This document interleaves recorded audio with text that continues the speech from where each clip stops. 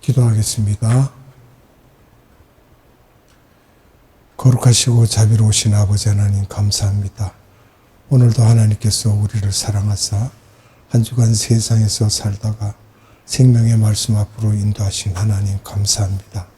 성령님 이 시간 함께해 주셔서 예배드리는 모든 심령이 하나님께 감사함으로 예배로 아버지께 영광 돌리게 하옵소서.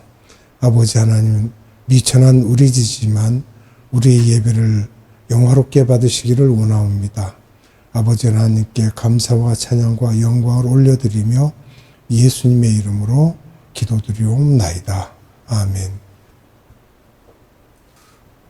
오늘은 향유 부음 승리의 입성 하늘의 밀 두 번째 시간으로 성서 속에 예수님께서 베다니 방문하신 일이 6번 있었는데 그 두 번째입니다. 두 번째 예수님의 베다니 방문인데 공생의 중간에 누가복음 10장 38절에서 42절의 말씀이 기록되어 있습니다. 제가 말씀을 읽어볼 테니 어느 집에 가신 것인지 한번 상상해 보시기 바랍니다. 누가복음 10장 38절로 42절입니다. 그들이 길 갈 때에 예수께서 한 마을에 들어가심에 마르다라 이름하는 한 여자가 자기 집으로 영접하더라. 그에게 마리아라 하는 동생이 있어 주의 발치에 앉아 그의 말씀을 듣더니 마르다는 준비하는 일이 많아 마음이 분주한지라. 예수께 나아가 이르되 주여 내 동생이 나 혼자 일하게 두는 것을 생각하지 아니하시나이까. 그를 명하사 나를 도와주라 하소서. 주께서 대답하여 이르시되 마르다야 마르다야 내가 많은 일로 염려하고 근심하나 몇 가지만 하든지 혹은 한 가지만이라도 족하니라. 마리아는 이 좋은 편을 택하였으니 빼앗기지 아니하리라 하시니라. 아멘. 마르다 마리아 나사로의 집 첫 번째 베다니에 오셔서 방문하셨던 집과는 다릅니다. 그리고 그 다음에 세 번째 예수님의 베다니 방문에 대한 말씀인데요. 공생의 말기예요. 요한복음 11장 1절에서 44절입니다. 나사로의 집 방문인데 나사로를 소생케 하는 사건이 일어났죠. 또 네 번째 예수님의 베다니 방문이 있습니다. 공생의 말기인데 역시 요한복음 12장 1절에서 8절 오늘 본문의 말씀입니다. 마르다, 마리아, 나사로의 집 방문, 예수님의 발에 향유를 붓는 일이 일어나고요. 이것은 6일 전인 1월 9일입니다. 향유를 발에 붓는 사건이. 그 다음에 다섯 번째 예수님의 베다니 방문이 있는데 예루살렘 입성 후 저녁 시간에 베다니에 가신 내용이죠. 마태복음 21장 17절입니다. 마르다, 마리아, 나사로의 집을 방문한 것으로 추측하고 있습니다. 여섯 번째 예수님의 베다니 방문인데 공생의 말기 마태복음 26장 6절에서 13절 마가복음 14장 3절에서 9절인데요. 고난주일 수요일 1월 13일 마리아가 예수님의 머리에 향유를 붓습니다. 마태복음 26장 6절로 13절의 말씀을 보겠습니다. 예수께서 베다니 문둥이 시몬의 집에 계실 때에 한 여자가 매우 귀한 향유 한 옥합을 가지고 나와서 식사하시는 예수의 머리에 부으니 제자들이 보고 분하여 가로되 무슨 의사로 이것을 허비하느뇨?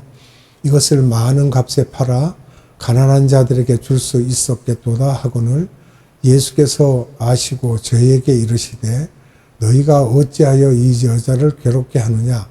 저가 내게 좋은 일을 하였느니라. 가난한 자들은 항상 너희와 함께 있거니와 나는 항상 함께 있지 아니하리라. 이 여자가 내 몸에 이 향유를 부은 것은 내 장사를 위하여 함이니라. 내가 진실로 너희에게 이르노니 온 천하에 어디서든지 이 복음이 전파되는 곳에는 이 여자의 행한 일도 말하여 저를 기념하리라 하시니라. 아멘. 첫 번째 말씀드린 바리새인 시몬의 집과 같으며 그러나 다른 사건이며 많은 신학자들이 같은 사건이라고 하는 분도 많이 있습니다. 이제 우리가 추측하는 것입니다. 나중에 우리가 천국에 가서 주님에게 여쭤볼 가능성이 있어요. 왜 갑자기 바리새인 시몬이 문둥이 시몬이 되었을까? 주님 앞에서 좋은 말을 하지 않고 왜 이렇게 비싼 향유를 붓느냐 하는 예수님의 보혈 사건을 반대하거나 비난하는 말투를 보여서 이렇게 나병을 얻은 것이 아닐까 추측해 볼 수도 있습니다. 여자가 남은 향유를 예수의 머리에 부으며 제자들이 분개합니다. 문둥이 시몬의 집이므로 이 여자가 마르다 마리아는 분명히 아니며 첫 번째에서 향유 일부를 부었던 여자이며 그때 향유 일부를 남겨두었는데 그 이유는 예수님의 십자가 사건 그 후까지 보관하였던 것 같습니다. 그런데 향유를 부으는 방법이 다릅니다. 누가복음 7장 38절에서는 발에 부었다라고 합니다. 여기서 분을 내는 자들은 예수님의 제자들인데 첫 번째 사건과 다릅니다. 마태복음 26장 10절에서 13절을 보면 이 여자가 분명히 대단한 것을 알 수 있으며 이 여자를 기념하라고 하셨는데 이 말씀은 또 예수님이 자신의 살과 피를 기념하라 하듯이 상당히 높인 것을 우리가 볼 수 있습니다. 문제는 이 여자가 무엇을 하였는가이며 어떤 죄를 지었는가 하는 것이 중요한 것이 아니라 어떻게 내가 그 죄를 어떻게 회개하고 생명의 주인이신 예수님께 내가 헌신되느냐가 중요한 것입니다. 그 다음에 종려주일 입성에 대해서 살펴봅니다. 요한복음 12장 12절로 19절입니다. 말씀을 봅니다. 요한복음 12장 12절로 19절. 그 이튿날에는 명절에 온 큰 무리가 예수께서 예루살렘으로 오신다 함을 듣고 종려나무 가지를 가지고 맞으러 나가 외치되 호산나 찬송하리로다 주의 이름으로 오시느니 곧 이스라엘의 왕이시여 하더라. 예수는 한 어린 나귀를 만나서 타시니 이는 기록된 바 시온 따라 두려워 말라 보라 너의 왕이 나귀 새끼를 타고 오신다 함과 같더라. 제자들은 처음에 이 일을 깨닫지 못하였다가 예수께서 영광을 얻으신 후에야 이것이 예수께 대하여 기록된 것인가 사람들이 예수께 이같이 한 것인 줄 생각났더라. 나사로를 무덤에서 불러내어 죽은 자 가운데서 살리실 때에 함께 있던 무리가 증거한지라. 이에 무리가 예수를 맞으면 이 표적 행하심을 들었음이로라. 바리새인들이 서로 말하되 볼지어다 너희 하는 일이 쓸데없다. 보라 온 세상이 저를 쫓는도다 하니라. 아멘. 1월 10일 종려주일인데요. 마태복음에 자세히 기록되었는데 요한복음에서는 짧게 기록되어 있습니다. 여기서 세 가지로 보면 첫째 승리의 입성은 요한복음 12장 12절로 15절이며 두 번째 예수님이 낙이 타고 가시는 것을 제자들이 이해하지 못한 것을 요한복음 12장 16절에 말씀하시고 세 번째 그 후에 많은 사람들이 예수님을 따랐다는 것을 요한복음 12장 17절로 19절에 말씀합니다. 그러면 사복음서에 기록된 예수님의 예루살렘 승리 입성 내용을 우리가 비교해 보도록 하겠습니다. 종려주일에 관하여 사복음서에 다 기록되어 있습니다. 마태복음 21장 1절에서 11절, 마가복음 11장 1절에서 10절, 누가복음 19장 29절에서 40절, 요한복음 12장 12절로 16절. 그런데 자세히 보면 표현이 조금씩 다릅니다. 먼저 마태복음 21장 1절에서 11절의 말씀을 봅니다. 저희가 예루살렘에 가까이 와서 감람산 벳바게에 이르렀을 때에 예수께서 두 제자를 보내시며 이르시되 너희 맞은편 마을로 가라. 곧 매인 나귀와 나귀 새끼가 함께 있는 것을 보리니 풀어 내게로 끌고 오너라. 만일 누가 무슨 말을 하거든 주가 쓰시겠다 하라. 그리하면 즉시 보내리라 하시니 이는 선지자로 하신 말씀을 이루려 하심이라. 일러스되 시온 딸에게 이르기를 내 왕이 내게 임하나니 그는 겸손하여 나귀 곧 몽에 매는 짐승의 새끼를 탔도다 하라 하였느니라. 제자들이 가서 예수의 명하신 대로 하여 나귀와 나귀 새끼를 끌고 와서 자기들의 겉옷을 그 위에 얹으면 예수께서 그 위에 타시니 무리의 대부분은 그 겉옷을 길에 펴며 다른 이는 나무가지를 베어 길에 펴고 앞에서 가고 뒤에서 따르는 무리가 소리질러 가로되 호산나 다윗의 자손이여 찬송하리로다. 주의 이름으로 오시는 이여 가장 높은 곳에서 호산나 하더라. 예수께서 예루살렘에 들어가시니 온 성이 소동하여 가로되 이는 누구뇨 하거늘 무리가 가로되 갈릴리 나사렛에서 나온 선지자 예수라 하니라. 아멘. 그럼 열왕기하 9장 13절을 봅니다. 무리가 각각 자기 옷을 급히 가져다가 섬돌 위 곧 예후의 밑에 깔고 나팔을 불며 이르되 예후는 왕이라 하니라. 아멘. 시편 118편 25절을 봅니다. 여호와여 구하옵나니 이제 구원하소서. 여호와여 우리가 구하옵나니 이제 형통케 하소서. 아멘. 마태복음 21장 1절에서 11절에 감람산 벳바게에 이르러 제자를 2명 보내십니다. 이것은 1절에서 3절을 보면 나오고요. 나귀와 나귀 새끼에 기록된 것도 4절에서 6절에 되어 있고요. 스가랴서 9장 9절의 말씀을 이루기 위함이라고 하십니다. 제자들이 자기들의 겉옷을 나귀 새끼 위에 얹었다고 했는데 상당히 중요한 개념입니다. 열왕기하 9장 13절에서 보면 왕에게만 하는 행위이며 왕이 말을 타거나 할 때 하는 행위입니다. 무리들도 똑같이 자기들의 겉옷을 펴서 길에 펴고 나뭇가지를 길에 쫙 펴니다. 8절에 기록되어 있죠. 주의 이름으로 오시는 이여라는 말을 하는데 유대인들이 부를 때 주의 이름으로 오시는 이여라는 것은 구약의 여호와를 가리키며 결국 예수님이 구약의 여호와이시라는 것입니다. 9절을 보면요. 호산나라는 말은 시편 118편 25절에 여호와여 우리를 구원하소서 이 말씀은 The Lord Save Us라는 말입니다. 그러니까 성령님의 인도하심 가운데 예수님을 그렇게 보았던 것입니다.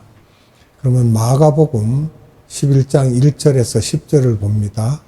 저희가 예루살렘에 가까이 와서 감람산 벳바게와 베다니에 이르렀을 때에 예수께서 제자 중 2를 보내시며 이르시되 너희 맞은편 마을로 가라. 그리로 들어가면 곧 아직 아무 사람도 도지 않는 나귀 새끼에 매여 있는 것을 보리니 풀어 끌고 오너라. 만일 누가 너에게 왜 이리 하느냐 묻거든 주가 쓰시겠다 하라. 그리하면 즉시 이리로 보내리라 하시니 제자들이 가서 본즉 나귀 새끼가 문 앞 거리에 매여 있는지라 그것을 푸니 거기 섰는 사람 중 어떤 이들이 가로되 나귀 새끼를 풀어 무엇 하려느냐 하매 제자들이 예수의 이르신 대로 말한데 이에 허락하는지라 나귀 새끼를 예수께로 끌고 와서 자기들의 겉옷을 그 위에 걸쳐두매 예수께서 타시니 많은 사람은 자기 겉옷과 다른 이들은 밭에서 벤 나무가지를 길에 펴며 앞에서 가고 뒤에서 따르는 자들이 소리 지르되 호산나 찬송하리로다. 주의 이름으로 오시는 이여 찬송하리로다. 오는 우리 조상 다윗의 나라여 가장 높은 곳에서 호산나 하더라. 아멘.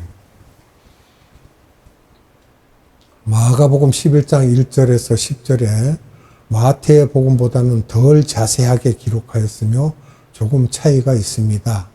감람산 벳바게와 베다니에 이르렀다고 하시는 그 1절이고요. 벳바게와 베다니는 이웃 마을인데 이유는 베다니에 이르셨다가 벳바게로 가심을 지적하는 것이죠. 제자 둘을 보내고 분명히 아무도 타지 않은 나귀 새끼를 데려오면 그 어미 나귀가 화가 나서 따라왔을 텐데 또 마태도 어미와 함께 왔다고 했지만 마가는 나귀 새끼만 데려왔다고 기록하고 있습니다. 마가는 스가랴서 9장 9절을 인용하지 않았습니다. 이유는 강의 초반에 다 말씀드렸죠. 그러면 누가복음 19장 29절로 40절에 감람산 벳바게와 베다니에 가까이 가셨을 때 제자 2명이 있고 아무도 타지 않는 나귀 새끼 또 나귀 어미를 끌고 왔다는 말이 여기에도 없으며 스가랴서 9장 9절을 인용하지 않았습니다. 39절부터 신기한 표현들을 쓰셨는데 그런 부분에서 누가는 다른 기자들보다 예리하다고 봐야 되겠습니다. 제자들이 예수님이 주의 이름으로 오시느니요 할 때 구약의 여호와이시여 하고 외칠 때 바리새인들이 불편해하면서 너희들 어떻게 저분이 구약의 여호와라고 하느냐 하면서 바리새인들이 예수님에게 당시 제자들이 헛소리를 하고 있으니 꾸짖으라고 하고 있습니다. 여기에 대해서 예수님이 40절에서 대답을 하십니다. 누가복음 19장 39절로 40절 말씀을 봅니다. 무리 중 어떤 바리새인들이 말하되 선생이여 당신의 제자들을 책망하소서 하거늘 대답하여 가라사대 내가 너희에게 말하노니 만일 이 사람들이 잠잠하면 돌들이 소리 지르리라 하시니라. 아멘. 여기에 누가복음 19장 40절에서 돌들이 소리 지르게 하신다는 말은 무슨 말을 하게 한다는 말입니까? 우리가 살펴보면요. 나귀 새끼를 타신 분이 왕이시며 구약의 여호와이시며 창세기 3장 15절에 여자의 후손으로 오셔서 이 세상 죄를 지고 가는 하나님의 어린 양이라는 것을 보여주고 있습니다. 우리들이 해야 될 말이 바로 이것이며 내가 하지 않으며 모든 자연이 내가 말을 하지 않으면 모든 자연이 시편 148편에서 바다, 물고기, 나무, 산, 왕, 노예 등 모든 우주의 피조물들은 예수님을 여호와여 여호와여라고 외칠 것이며 우리들도 오직 예수님만 찬양드리고 높여드려야 한다는 것입니다.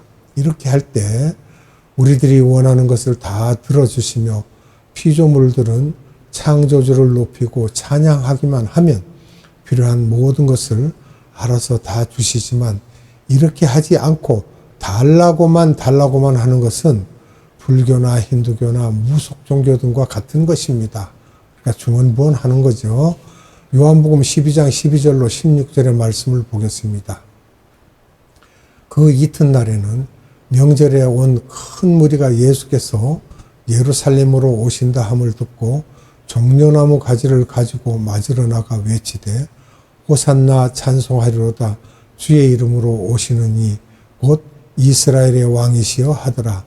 예수는 한 어린 나귀를 만나서 타시니 이는 기록된 바 시온 따라 두려워 말라 보라 너의 왕이 나귀 새끼를 타고 오신다 함과 같더라.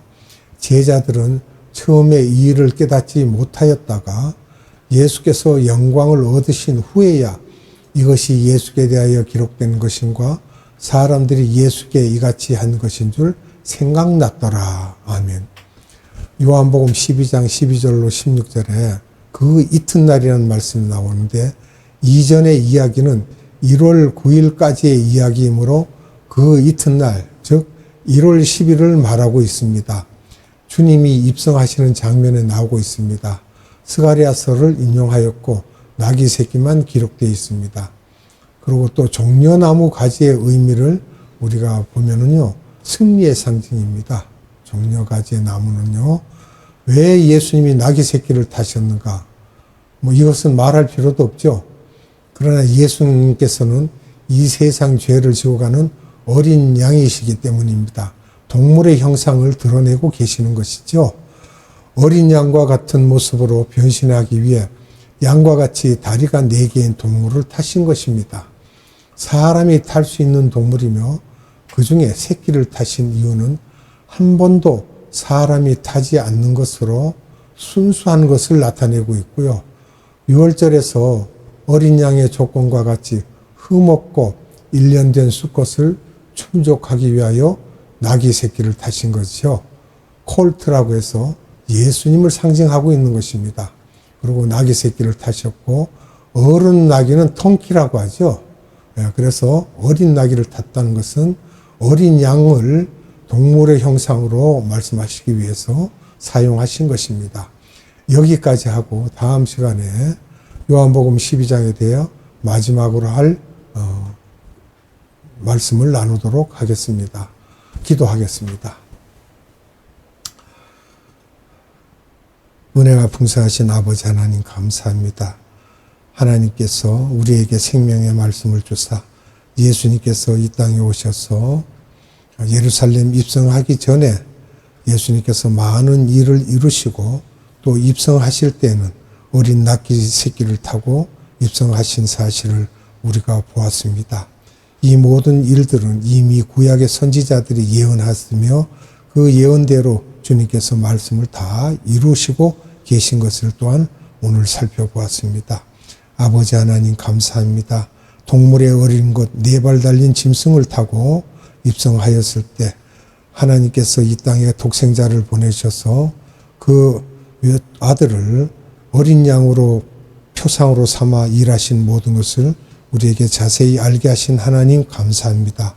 오늘도 생명의 말씀으로 우리를 양육하신 하나님께 무한한 감사와 찬양과 영광을 올려드리며 예수님의 이름으로 감사하며 기도드리옵나이다. 아멘. 축도로 예배를 마치도록 하겠습니다. 지금은 우리 구주 예수 그리스도의 한량없는 은혜와 하나님의 극진하신 사랑하심과 성령님의 감화, 감동, 교통, 역사하심이 오늘 예배드린 모든 자들의 머리 위에와 이 땅에 있는 모든 교회들 위에와 이 땅에 있는 모든 선교회들 위에와 에바다 국제 선교회 위에 지금으로부터 영원토록 함께 하시기를 예수님의 이름으로 축원하옵나이다. 아멘.